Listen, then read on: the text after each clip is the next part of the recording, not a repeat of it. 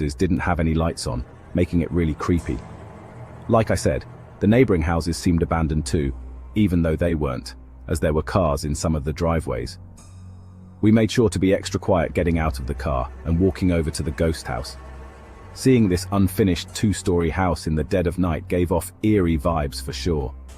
Next up, we had to figure out a way in. Of course, we tried the front door and it was locked. We then walked around the house trying every window until one of them slid right open. Jenny, being the smallest, climbed in through the window and then went to unlock the back door for us. Only it was already unlocked, meaning anyone could have just walked right in. We entered the house that smelled like a mix of wood and some kind of rotten cat urine. The first floor was a lot more finished than I was expecting, and it was pretty big with lots of rooms, but there was no furniture. We kind of all split up, going different ways.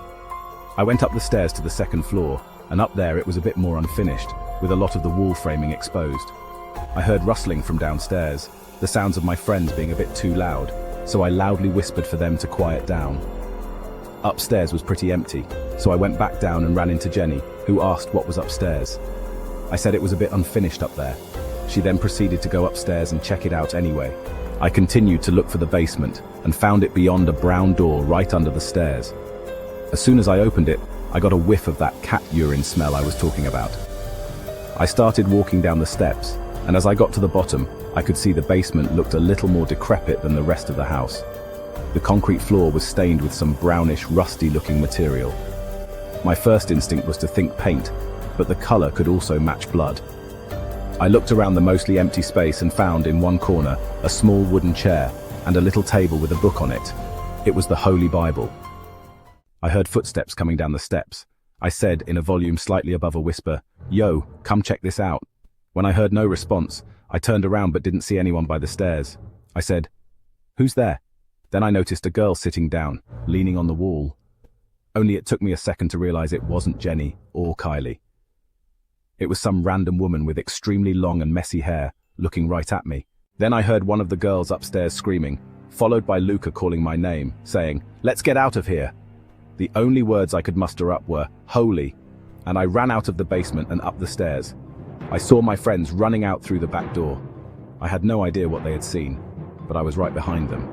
We ran back out front towards the car and didn't stop until we were in. I asked them as we started to drive away what they saw, because I saw some deranged-looking woman in the basement. Everyone was talking over each other, but one of the girls finally managed to explain that they saw two men standing in one of the empty rooms on the first floor. They saw some dark objects on the floor in that room, but they couldn't find out what they were in those brief seconds before running away. They didn't get a look at their faces, but they were men based on their statures. I don't know what the hell was going on in that house, if we ran into some satanic cult or if we just ran into some homeless people. But you couldn't pay me to ever go back to that house again.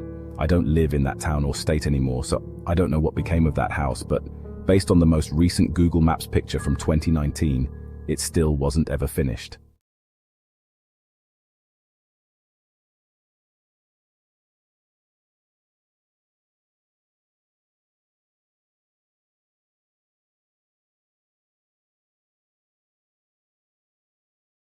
A lot of the houses